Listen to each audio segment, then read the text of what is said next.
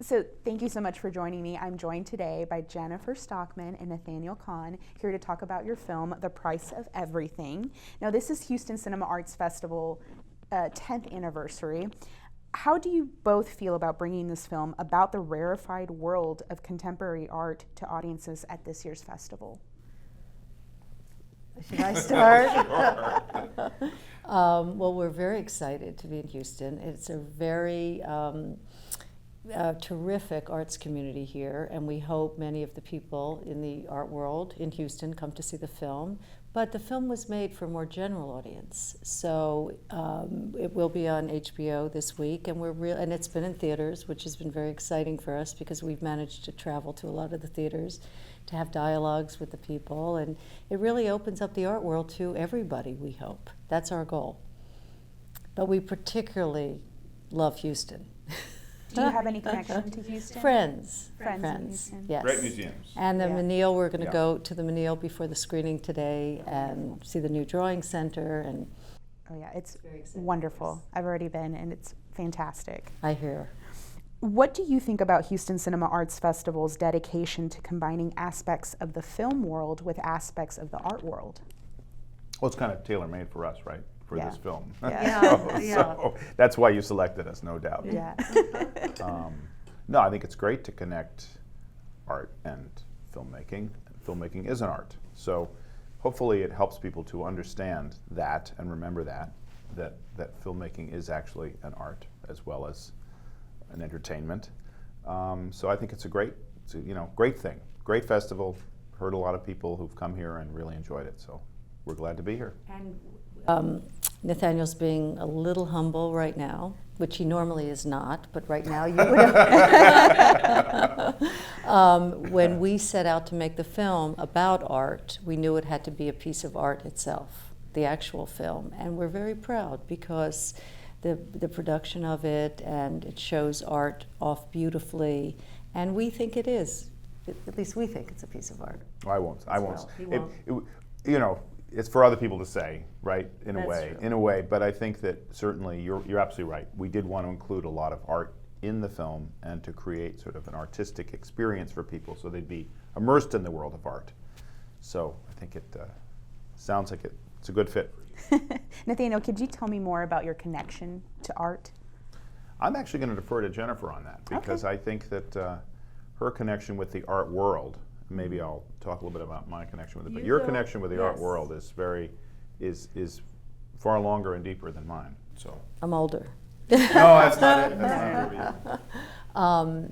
I've been in the art world as a collector and in various capacities with museums for probably 25 years, and I've seen the changes in the art world. I've seen art become more of a commodity. People collect it now as an asset. Sometimes they don't even install it in their homes.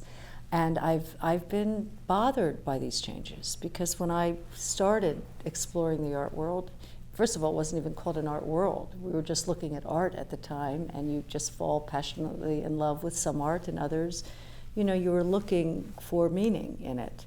And I feel like it's become a lot about price for many people. And that was one of the reasons for wanting to make the film in the first place, the changes in the art world. So I've had experience with a museum, the Guggenheim, and the Guggenheim has not been able to easily collect art in recent years because of the prices. And there's just fundamental changes that really require exploration. And that's what we hope we attempted to do with this film. So for me, I've always liked the world of art, and I have family connections to art, and have artists in my family. But my knowledge of the contemporary art world was really very limited, and so Jennifer was the one who brought me into that world and showed me that world, and really gave us access to the practitioners in the world of contemporary art. So. It's been it's the way it's supposed to be with a producer and a director, that we complement each other and we're able to together kind of navigate this new world. A new world for me, not a new world for you, but a new me. Right. So we sort of it's a perfect combination. And as I say, it's the way it's meant to be with a director and a producer, that two is better than one, and you really need that.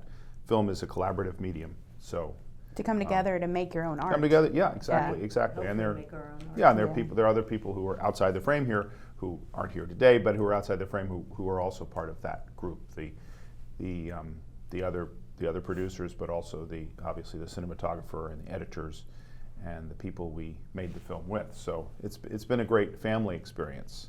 But definitely, Jennifer is our leader through the world of contemporary art because she knows it very well. Which is very scary because you can't know contemporary art very well. Right. It's a total discovery process and exploration. So I learned as we were making the film, not just about filmmaking, but also about art. I actually remember coming here to the Menil before we made this film. I was here for something else and going to the Menil and seeing the contemporary art collection. And I was drawn to the older art, the Cycladic sculptures and things like that they have an incredible collection of. But then walking through the world of contemporary art and realizing I really didn't understand it at all. And this is before we even, before we met, and sort of kind of being quite resistant to a lot of it. Oh yes, he was And resistant. so was resistant to it. So right. So now I'm looking forward to going back today, coming back to this place and seeing if they feel like old friends, which I suspect they will. I mean, it's amazing how I think in making this film, for me anyway, I felt like a lot of things I had resistance to, I now really like, or am certainly much more open to. And that's what art does to you, right? I mean, it expands your mind. It expands your mind, it makes you think, and the more knowledge you have, it helps you understand it. You might not like what you're looking at, but at least you have an appreciation of it. And you're able to make decisions about what works for you and what doesn't, instead of saying, oh, all contemporary art is ridiculous or too expensive or whatever, which is what a lot of people do.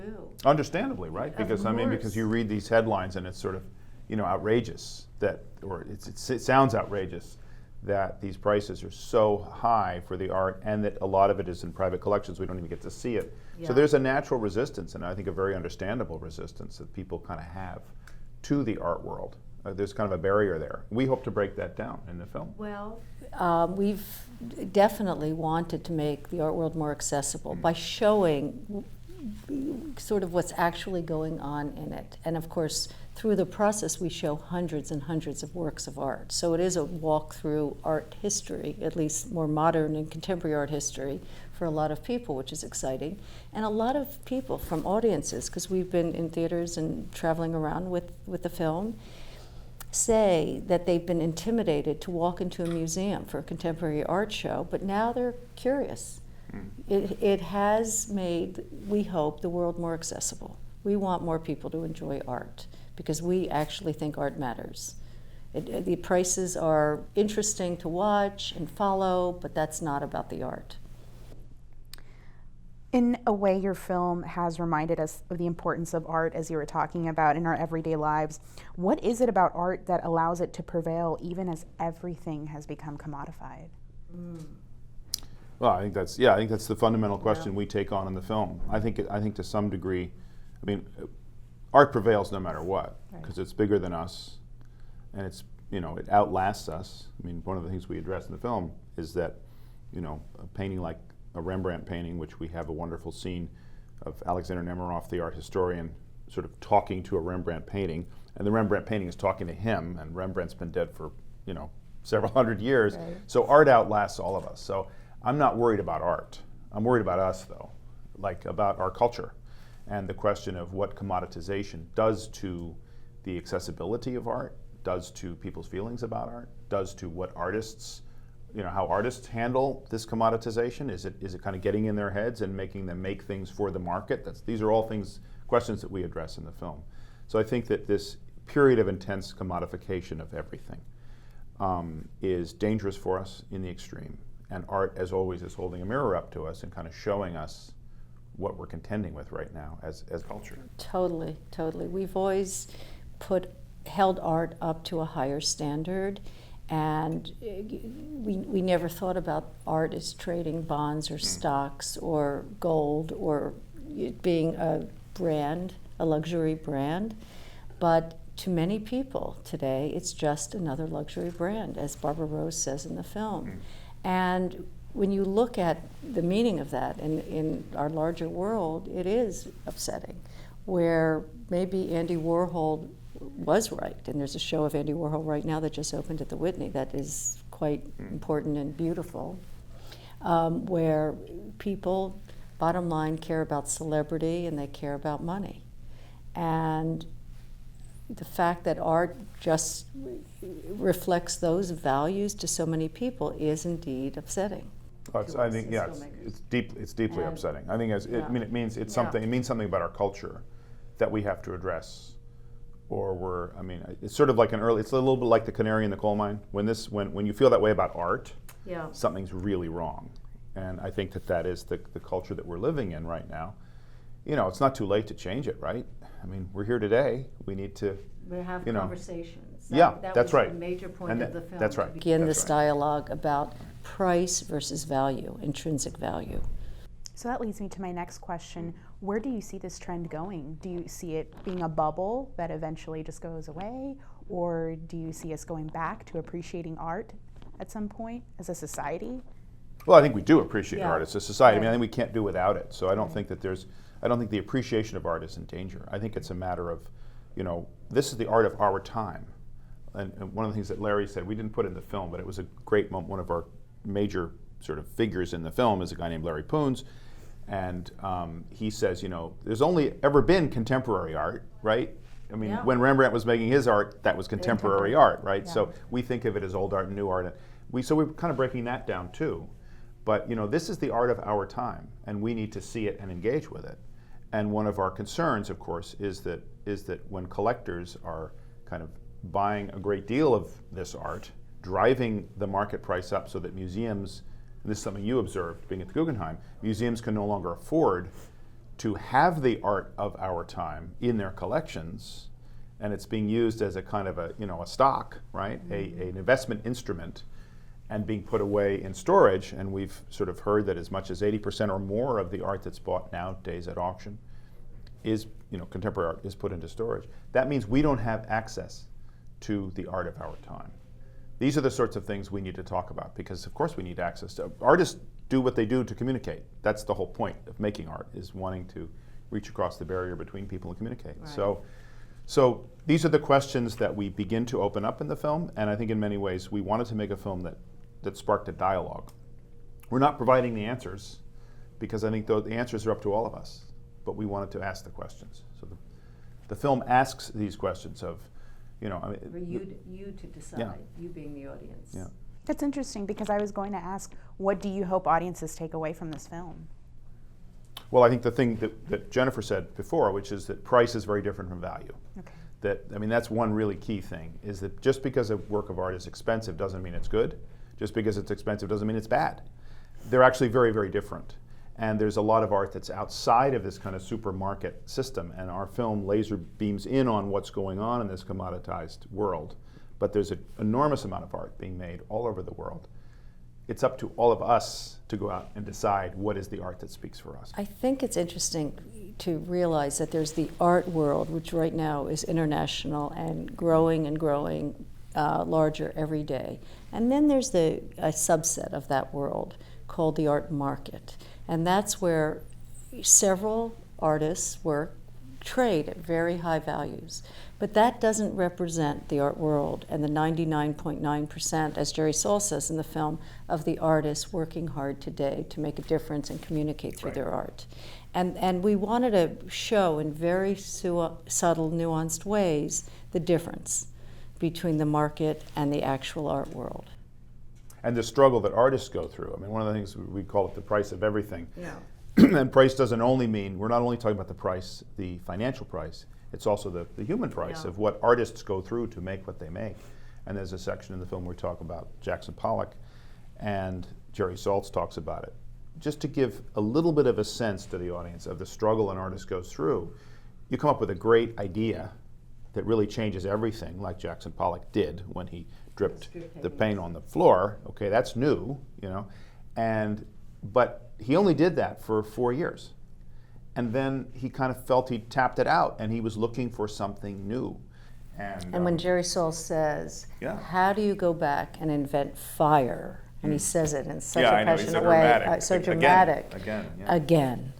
Yeah. And it's true. I mean, when some artists never come up with the Jackson Pollock. I mean, Jackson Pollock is totally unique in our history, and that's why he's so important and valued in all sorts of ways. But he killed himself after inventing the drip paintings. Right. Tortured by what can I do now? It's a high price And that it's these certainly a high artists price. pay to reach deep into their soul and find something that is worth, expressing and sharing. Well, And that's Rothko here Rothko in also Houston. here in Houston. Yeah. Committed suicide, and he never felt people understood his art. And that incredible It was Rothko so- chapel that you have, you go in there, and it's so interesting going in there, because at first it seems like the paintings aren't that different. They're kind of on the wall and they're sort of dark, and you're standing there, and then you start to, if you zen into it and you sit there and you kind of experience them, you realize, oh, there's subtle differences of mood. And that's a lot of what he was after, that his Totally. paintings are really they're spiritual and the mood shifts. But that's so, to go to that place, to be a creator that can go to that place that he went to, that's tough. And it has a high price. It had a high So- price for him because Yeah. he never connected with the world in his mind. Of course, he was wrong because the world totally understood and came to him, but he never saw it. So these are the He things we never want to felt it or reconnect saw with it. through the film. And we want to disconnect this idea that we should be, we need to think about the money and look at it, because that's the culture we're living in. It also doesn't make sense to push it all aside and say, oh, let's ignore that. Because we wanted to look at, the culture of today is very much what our film is about. It's a record of where we are right now in the art world and also in the super commoditized world. And that clash of those two things is what we're looking at. Yeah. Because that is the right now. That is the art of our time, the moment that art is experiencing in our time. So we wanted to shine a light brightly on that. And that's why I'm sure you've noticed that the gazing ball appears many, many times in the film, and we even end the film with the Jeff Koons gazing ball, because we are reflecting our time. I mean, he's connecting it with earlier art, of course, in that painting, but it is a total reflection of who we are today. Whether we like it or not, but that's what our culture looks like. And it will look like looking back in 10, 20, 30 years. Hopefully it will change, but who knows what direction that will take. It's very unpredictable. So how is this affecting artists today? The commoditization. Or the film. Both, I Both. guess. Yeah. Well, I think the commoditization thing is very, the artist, Njideka Crosby, who's in the film, who's such a remarkable artist, is definitely a young person who is contending with what it means to be super successful, super fast. And I think she's contending with it very well. But I think I've never been in that position. Of sort of having, Nor have I. so much success too early. right. So I can't say what that's like. But all that I can say is I can only imagine.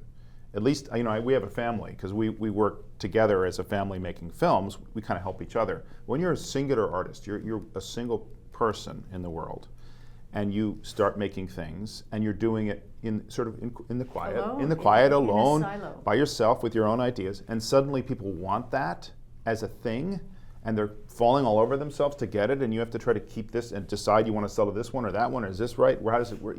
What is this person going to do with it? Are they going to buy it and flip it at auction? Are they going to is that good for me? Is that bad for me? All those kinds of questions running around in your head. I think it must be very difficult for an artist. Well, that's why To deal with artists that. typically and throughout history have had dealers, so they Right. don't have to deal with these hard issues about their market and strategies, because artists today have to be strategic about where they place work. They don't say Right. necessarily where they sell work, but where it's placed.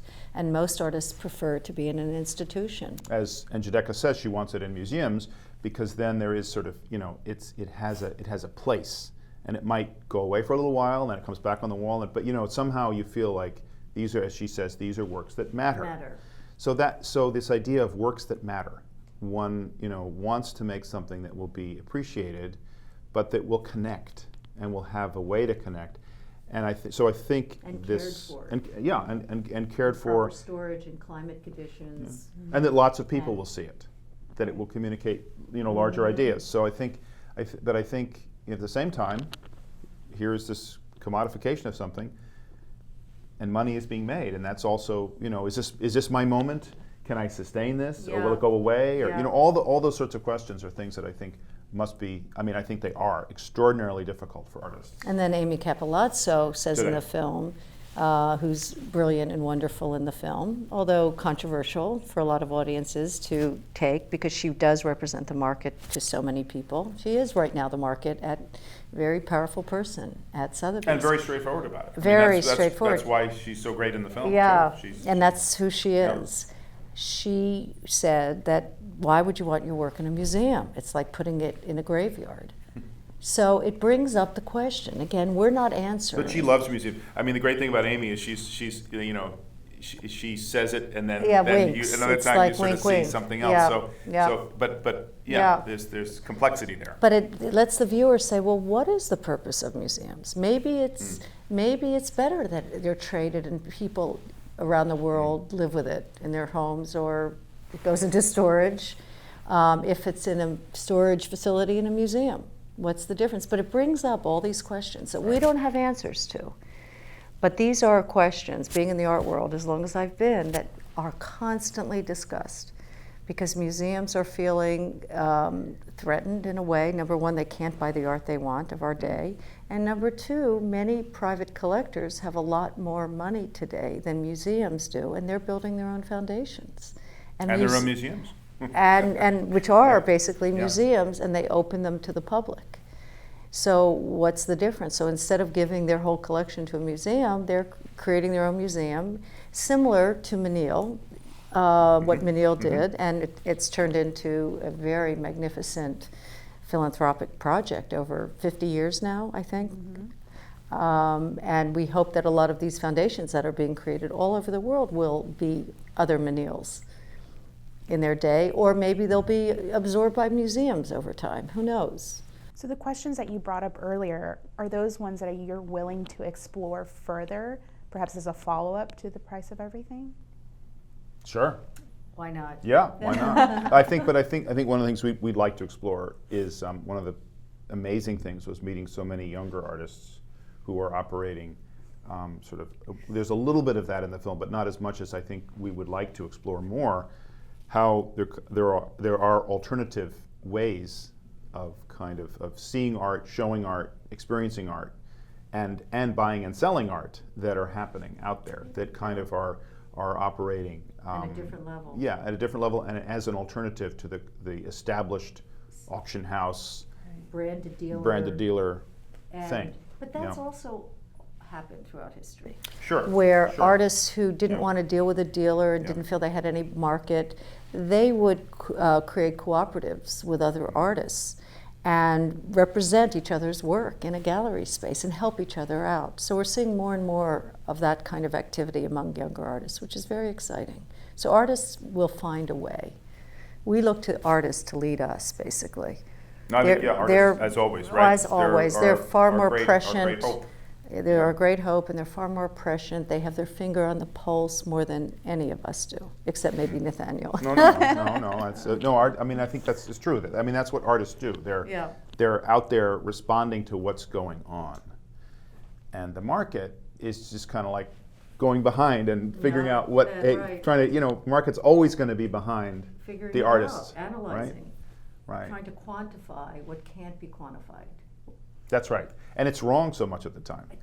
People don't realize that. They don't realize that. That people figure. If you go back through old auction catalogs, or old art catalogs, you see any number of artists and works of art that you've just never heard from again. That could be incredibly expensive at the time. So. Well, Larry Poons, back in the day when he sold a painting, he didn't sell it, but Skoll sold it in 1973 for a lot of money at that time. But until recently, who ever heard of Larry Poons?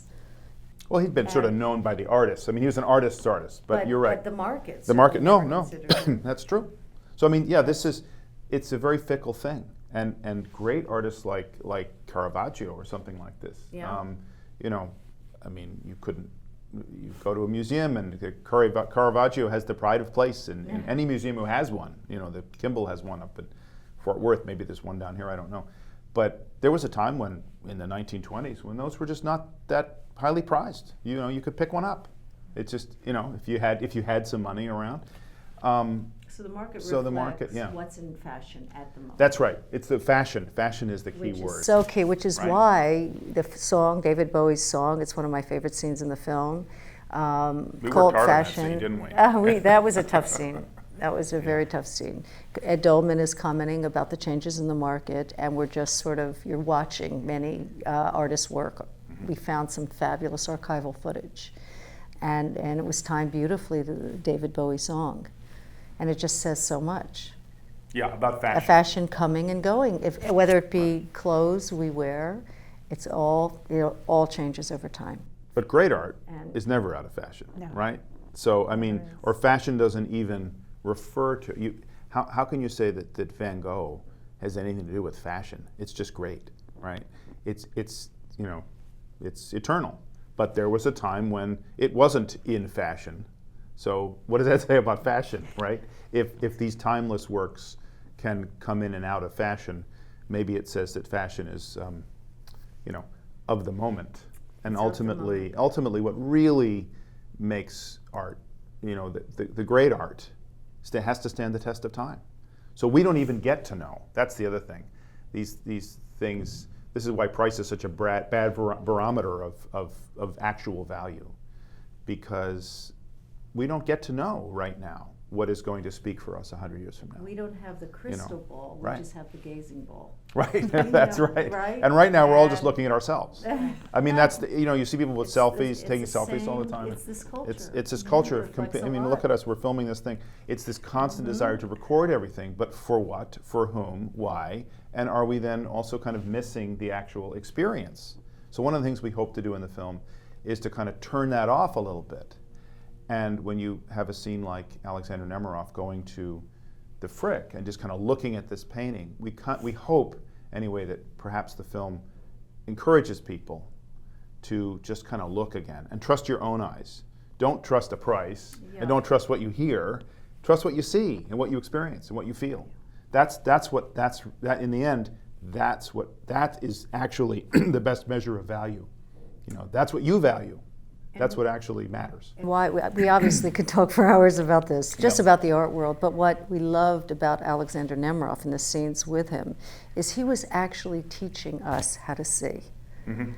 We all know about the light in a Vermeer painting, but the way he describes it, I think anybody looking at a Vermeer again after seeing the film is going to actually see it in a different way because of the way Alex Nemerov talked about it. And I was lucky enough that he was my teacher for a little bit, not long enough, unfortunately, but he's able to articulate what most of us can't possibly even think about.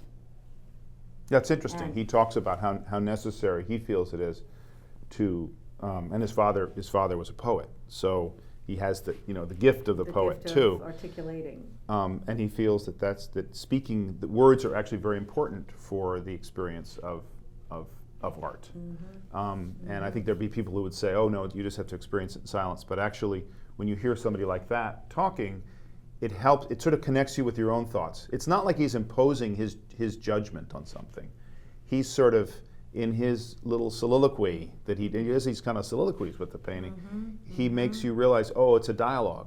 And then he steps away, and then you go back and you yourself start to hear your own thoughts a little bit and can articulate them. So it's a very, I found working with him, and you must have found this as a teacher, it's very generous. It's like there's this generosity, because he's giving you his feelings. His tools for how you can look Right, at art. And that's appreciate right. art. But he's not saying this is the truth, he's saying this is what I'm getting from it, and then sort of steps away. Now you get what you get from it. He could talk about that Rembrandt painting, that self-portrait, for hours and hours, and not repeat himself. Right. Yeah, Right. he has this genius, and we were lucky to get him in the film. We were lucky to get everybody in the film, to tell you the truth. There's not one person that, we're just so grateful that they trusted us and agreed to be filmed and really opened their hearts and souls and revealed what they thought. And we also have many people who we took 140 hours of footage. This might be 140 hours by the time we finish here. Let you go there. Yeah. Have other people to talk to.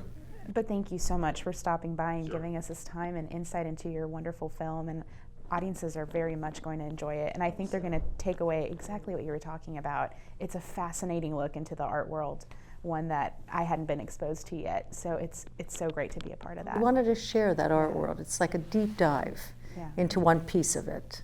Right. Maybe another, as Nathaniel was saying, maybe the next film will be a deep dive into what goes on really in the younger scene with the younger emerging artists. Well, thank you so much, Jennifer and Nathaniel. Thank you for your time. Thank you for your interest. Thank you.